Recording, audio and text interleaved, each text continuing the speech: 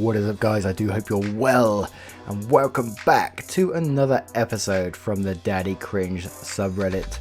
If you do want your story shared, post it on the Daddy Cringe subreddit and get involved. We would love to have you there. And with that being said, let's get straight into it. Much love, guys. Next we have a story from Happy Homes Tucker or Happy Homes Stucker. EP dad causing me to have a severe panic attack after screaming at me to do my fucking job. Okay, so this was posted on Entitledparents, and even have a vid on my own channel from right after this event. This was in July of 2018, 2 months after I graduated from high school, and I needed money due to food and caring for my grandma. And I'll link if I can if you want, due to how at the time my severe anxiety was untreated, and I hadn't had such a horrid severe panic attack like this one since high school, thanks to my 12th grade English teacher. I also wrote this enter thing at 3 AM in the morning, so sorry for ramblings and the like. Okay, for some context, I was 18 and this happened at my first week at my first job, a shitty subway connected to a come and go gas station. I have really bad anxiety due to trauma from my 13 years in public school, and also had a severe untreated depression, but I needed the money so I could get myself food. I'd worked closing shift 5 till 10 PM since the first day, the Monday of the same week. This was my second to last day for that week, a Friday night before a huge kids sports event that happened to be a traditional Ragbury, a statewide bike tradition. Again, if I got it wrong, I know you've pretty much spelt it out for me, but yeah. So it was busier than all hell. Normally in Subway, the places required 3 workers at any shift. My boss didn't do that, he did 1 to 2. And that day, my first co-worker had only an hour's sleep due to she worked at the hotel across the road and was in severe pain. Our boss, being the arse he was, wouldn't find a replacement and was just being a total dick.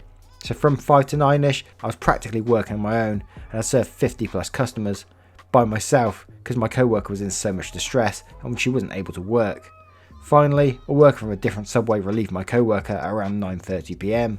I could finally eat, since at the time I had the worst habit of not eating till late and hunger pains kicked in. Then comes a group of 30 kids and 5 adults, the last adult being our ED, entitled Dad. So me and my new co-worker get done with half their sandwiches, then notice it's closing, and the only usable bread we had was flatbread and cheese bread. I look at my co-worker and ask in a semi-hushed tone if I should tell the rest of the customers that it's closing, and she said sure.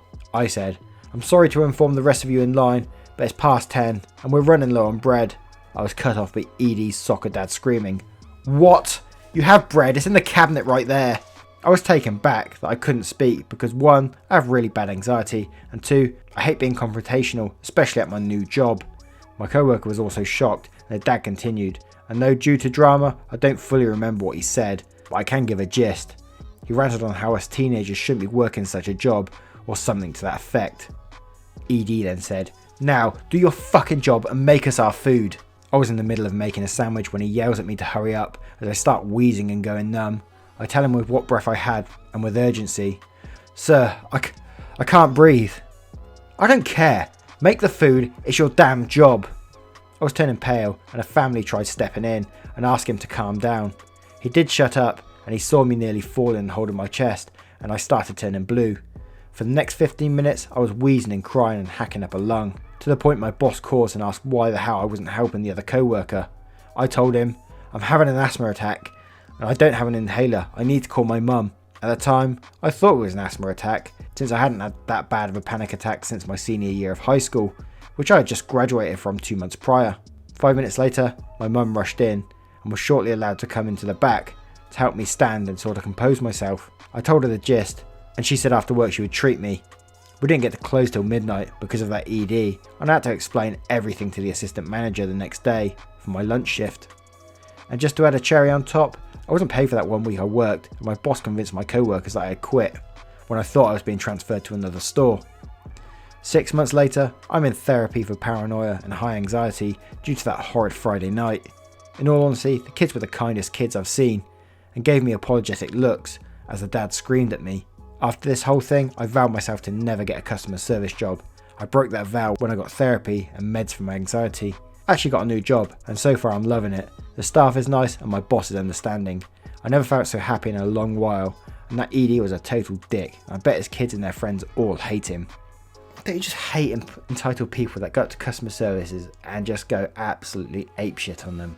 Whenever like with Amazon or any parcel delivery company that always seems to fuck up or have a fucked up order, like I always phone like the customer service and I always say to them first, it's like, look, I know it's not your fault, but is there any chance you can help me? And if they can't, then they can't, you know. I'm not going to make their day shitty just because someone else fucked up. You know, if you never had enough bread, surely that was your manager's fault because he never ordered enough of a certain type of bread. And your manager should have backed you up at, like I said, 10 a.m, 10 p.m, that's closing time, and that's it. Shouldn't have been standing there letting you deal with that shit. That's what managers are for. They're there to manage, you know. But I'm glad you got a new job. I'm sorry you had to go through the anxiety and stuff, but I'm glad you got a new job and glad things are going well for you. Thanks very much for sharing the story. Idiot woman tries to push her son into my gynecologist appointment. Yes, it's exactly what the title says.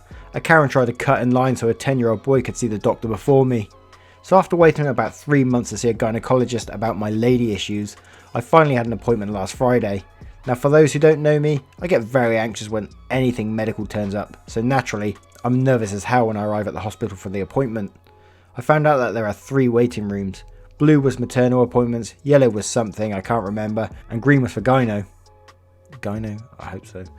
Sitting down next to Mum, I noticed a well-dressed woman and a small vagina gremlin, relevant, sitting in the corner. I knew something was off because A, no mother in their right mind would take their child to a gynecologist appointment, and B, the mother wouldn't leave the child alone in the waiting room in case it ran off. About 15 minutes later, I hear my name called, and I gather my bag and the paperwork when suddenly I feel a sharp knock to my shoulder, and I'm pushed to the wall. Excuse me, you're in my way. My son has an appointment. Sorry, but that was my name called. No way, I heard my baby's name called. You need to wait your turn. Doctor says, I'm waiting to see OP. Who is that? That's my son. Mum finally catches up. Actually, that's my daughter's name. Stop lying, you two bitches. She's not your child. My mum says, yes she is. I have the grey hairs to prove it. I'm not sure how that's proof, but fair enough. Doctor looks at notes. OP is a 23-year-old woman who lives in Redditville. I then say, I also have my licence, student ID, healthcare card and library card, which all have my name. Karen then says, well, where am I supposed to be? Ask reception. And I walk into the doctor's office. I don't know where Karen was supposed to be, nor do I care, but at the end of the day, it was a stupid situation to be in. Yeah, and I imagine that sort of thing happens all the time in doctors' offices, people trying to push in front. I don't know where you're from, I didn't realise, well, I didn't say, did it? But in the UK, doctors' offices are pretty crammed all the time, and you often see people getting edgy and trying to get up and go and ask a reception, oh, when's my turn, that sort of thing. So yeah, this is like totally believable, this one. Now with a story from the Great White Diamond. ESD ruins my birthday. Yo daddy cringe, love your channel, I watched all your videos, sorry for the format, I'm on mobile. That old chestnut. Warning, mentions of verbal abuse, threats of suicide and physical abuse. Sorry for the super long post. Background, first time Reddit post.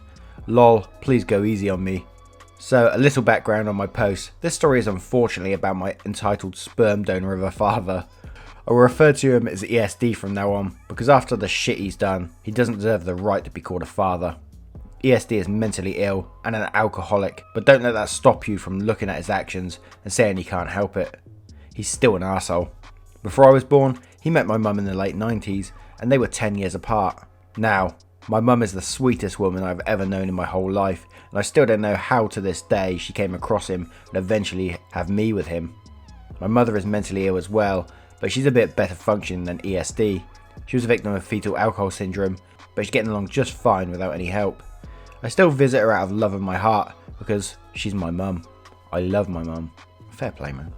Now, when my mother got pregnant with me, there were some complications. ESD was only 19 when this happened, my mum was 29, and being reluctant to take any sort of medication to help his illness. Not many jobs wanted to hire him due to his violent outbursts and threats to customers and staff. This left ESD and my mum with little money and no home at the beginning of her pregnancy with me. She didn't accept any help from my grandparents either, or my uncle at the time, because she didn't want to be a burden. ESD on the other hand, refused any help due to his pride. My mum never really talked about how difficult it was being alone to handle this on her own with no help whatsoever from ESD, but I could only imagine how tough it was on her. Throughout this time, ESD would abuse and insult her for no reason at all. Instead, he accused her of cheating on him and wasting his little money for food. He would say things to her like, "Why should I pay for you? You don't need to eat that, you're just fat. I don't care if it's for that thing." And I wasn't even there for the worst of it. When my mother was heavily pregnant and only days away from my birth, he abandoned her and left her with my grandfather. She was terrified on what would happen next, but my grandfather was adamant on taking care of her until I was born. Then it happened. She went into labour. I was born and my mum and baby me stayed in hospital for a few nights. Just as her family leaves her for the night, in comes ESD demanding to see the baby. And since I was barely born, this was all from her point of view. M. Mum, ESD entitled sperm donor, AN awesome nurse. ESD comes in virtually screaming, "Where's my kid? I want to see my kid." Mum was upset and confused. "What are you doing here? You said you weren't coming back." "Shut up. Where's my son?" Now, as I mentioned earlier, my mother didn't have access to much medical help or treatment during the pregnancy. She never had an ultrasound or even know the gender of the baby during that whole time, but she was excited during her labour to see what I would be. "Be quiet, you're going to wake her up." "I'm a girl, lol." ESD shut up for a few seconds and marched over quickly to my mother and grabbed me. I was asleep, but he started unwrapping my blanket and checked my diaper. He basically rejected me and looked at my mum in disgust. "It's a girl. I wanted a boy." Holy fuck, man. What a moron. Sorry, I know it's your father, but you said he's a moron too, so I'm going with it. My mum just held me and shrugged at him and told him, "Hey, that's not my job to decide," and laughed a little. This made ESD very upset, and he just started throwing insults at my mother on how I look nothing like him and how deformed I am. I'm perfectly okay, thankfully. And throughout most of him ranting, my mum was calling a nurse to escort him out. Awesome Nurse comes in and politely asks ESD to leave. Awesome Nurse says, "Sir, I'm going to have to ask you to leave. You're causing a disturbance to other patients and visit hours are over." "But I'm the child's father. I have a right to be here." "Right you are, but after hearing those insults to this lovely woman and her baby, and having received multiple complaints about your volume and aggression, you need to leave, now." ESD started to argue with the nurse and continues to rant about how he has rights and how he'll fight anyone who tries to touch him, but Awesome Nurse was having none of it and called security. He was escorted out and my mum thanked Awesome Nurse and asked her name. I was named after that nurse. A few weeks later, my grandfather gifted my mother a tiny apartment and some baby supplies for me and her to start off with. And for whatever reason, I never understand why, my mother decided to take ESD back and they decided to stay together and raise me after he begs for her forgiveness. That didn't last very long though. I wasn't even a month old yet before he started to drink and leave for long amounts of time during the week. And when coming home, he would hit my mother until she pleaded him to stop. Why she never called the cops? No clue. But I don't blame her. One day, ESD had one too many and decided he was fed up with fatherhood and just wanted to walk out on my mum. My mother, still being terrified for me and her well-being, decided to follow him and try and bring him back, but left me alone in the apartment. Long story short, I was crying for hours until a neighbour discovered I was alone and called CPS. I was taken away due to my parents not being able to care for me properly, and ESD lost all visitation rights after my first birthday. I was left to be adopted and live with my grandmother for the rest of my life. Amazing woman, love you grandma, but still see my mother from time to time. Now on to the real story. Flash forward to my teen years, and during this lifetime, I've always questioned about ESD and when I could meet him. My mum and grandma made an agreement to keep any information about him locked away from me to protect me from him until I was old enough.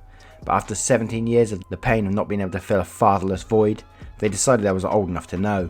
The following summer, my mother got into contact with ESD, explained how I wanted to meet him, and we all agreed to meet at an amusement park. I was super nervous and thinking about it constantly. What should I say and ask him? To calm me down, my boyfriend, BF, agreed to come with me and support me through the meeting. The day finally comes and I get myself dressed up to meet him. I wait at the park with BF and try to prepare myself mentally to meet ESD. He was 3 hours late. But when he finally arrived, I didn't care. I was happy and I ran up to him and hugged him. Being a kid at heart and being in such an elated shock at the time, I had to use every ounce of my dignity not to run up and scream "Daddy" when I hugged him. I introduce him to BF and sit down to talk with him about how our lives are and what I've done so far. I soon learned he married another disabled woman, and when I asked if I had any biological siblings, he actually admitted to me that he and his new wife had a pair of twin girls when I was 5, but they were stillborn. I felt devastated at that news, and thought to myself at the time what could have happened if they survived. I kept imagining about how I could try my hardest to be a good big sister to them, and eventually took my mind off it with a trip to the amusement park arcade with ESD and BF. ESD and I actually had a lot in common as far as it goes for our taste in video games and sports. But then he randomly started talking about how he met my mother and impregnated her in vivid detail, and asking if me and my husband, he was referring to my boyfriend, have had any kids yet.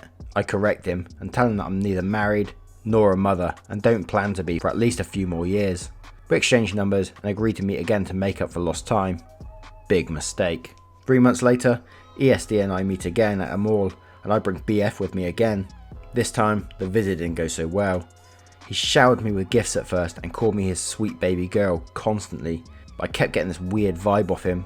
BF saw I was uncomfortable and decided it was time to go home, politely saying goodbye and walking me out. ESD stops us and demands to know why I'm leaving, and I lie to him and just tell him I have school tomorrow and need to do homework later. The conversation went like this: me, BF boyfriend, ESD, entitled sperm donor. Where are you leaving? Where are you taking my daughter? Oh well, I have an important essay I need to finish tonight for school. I need to get home because it's getting late. But I'll text you later, okay, ESD? No, this is our visit time. You can finish it tomorrow. Stay with me. Then the boyfriend says, but she has school tomorrow and it's due in the morning. It's already 9 PM. She's tired and she said she'd text you, okay? BF is very protective of me and knows when I feel uncomfortable, so he's holding me pretty close and keeping a good distance between me and ESD. ESD says, she doesn't need to go to school. I never finished high school and I'm perfectly okay. Just stay. ESD was still homeless without a job. I think he lived at a shelter at the time though, or something. Yes, she does. I can't believe you just said that. Look, not to be offensive, but she needs to finish school so she can get a job and a house of her own and start her own life the way she would like it. We're leaving. During this whole exchange, I was getting visibly upset and tugging on my boyfriend's arm so we could leave. ESD kept arguing and following us, but we just ran to BF's truck and left. Over the rest of the first semester of my senior year, ESD constantly texted me and called me during class, in the middle of the night, and always threatened me if I never answered him on time. He would send me random pictures of people outside their home saying, this is your family, and pictures of kids saying, these are your siblings, and other bullshit stories of how he was a professional bull rider, a tiger sanctuary worker, I told him tigers were my favourite animal, and how he lived on a ranch and wanted to give me a malnourished horse his friend had for my 18th birthday. He would also constantly threaten to commit suicide if I never answered his calls in the middle of class. I decided to just shrug it off, thinking maybe I'm a bit harsh on him. Christmas time comes and I decide to surprise him with the news that BF is helping me apply to a good college after graduation. But instead of sending the sweet season greetings, he decides to ignore me and text me Christmas morning, saying how I was a worthless accident, and how my family are a bunch of entitled arseholes, and how I'm a complete and utter bitch for abandoning him and trying to start my life with a good college. I just had enough and blocked him, and thought that's the last I would ever hear from ESD. Boy was I wrong. The rest of the year, my mother was increasingly getting harassed and threatened in her own home by ESD. He would bang on her door and demand to know where I lived and why I never talked to him now, but she would slam the door in his face and never tell him anything. I eventually got a restraining order on him and added my mother onto it so she would be protected as well, and he stopped after a while. Nope, he didn't stop. Of course he didn't. I recently turned 19 in March, and on my birthday I was out with my family and friends and having a wonderful time until my mother calls me. I'm thinking, oh, it's my mum. She's probably calling me to wish me a happy birthday. And answer it. All I heard was yelling and screaming in the background of ESD. My mum was calling me to inform me that ESD was violating the restraining order and demanding to talk to his sweet baby girl for her birthday and for money. The conversation's as follows. Mum, are you okay? Yes, honey, it's just ESD again. He wants to... Before she could finish, ESD takes the phone and starts screaming into her phone. Why won't you let me see you? I'm your father, you little fucking bitch. The only reason you're alive and celebrating your birthday today is because of me. You wouldn't exist if you didn't have me. What do you have to say for yourself? I calmly told my mother why he was screaming that I loved her and that I was sorry for what she was about to hear. I fucking exploded. Shut the fuck up, you fucking goddamn useless fucking bastard. Whew, that was a whole lot of fuckings in one sentence. He shut right the fuck up. I say, 19 years, 19 goddamn years I'm alive, and you never said happy birthday, not even once. And you have the fucking gall to barge into my mother's house, harass her, steal her property, and call me in the middle of my family outing. What the fuck made you think I would want to talk to you, after all the shit you've done to me and her? You abandon her, abuse her, reject me for my gender, demand money you don't deserve, insult her, insult my family, insult my boyfriend when he was only trying to make a good impression. Cause me trauma from all this. Caused me to force myself to cut off all contact with you because I can't take your bullshit anymore and decide now this is the perfect time to demand your shit. Fuck you. Fuck your goddamn freeloading son of a bitch. I hate you. Get it through your head. I fucking hate you. If you ever touch my mother again, and if I ever hear you coming near her or anyone in my family again, I'll fucking kill you. Holy shit. Remind you, I was at a birthday party when this happened, so everyone was staring at me. I hung up, visibly upset and crying hard, and apologised to my family members for having to watch that. My grandma comforts me, my cousins bring out the cake, and we eat and sing and open presents. Later on, I learned from my mother that a neighbour heard everything and called the police, and he was arrested. Well, that's my story. Thanks for reading my rant, guys. Sorry this is so long. Good day, I guess. Whoa, I'm just looking at the recording, and I know I've got messed up bits in there, but I'm at 18 minutes. That was an epic. But what a story. Holy shit. When I first read it, I thought, that can't be that bad, surely. But oh my god, here's something else, isn't he? What a piece of shit. Yeah, he doesn't deserve your time at all. I just feel sorry that he was harassing your mum as well. And good thing that you got her on the restraining order, because he isn't going to stop, you know. He's one of those people that isn't going to stop. He's wasted in life now, so he's got nothing else to focus on apart from you and your mother. So he is an absolute piece of shit.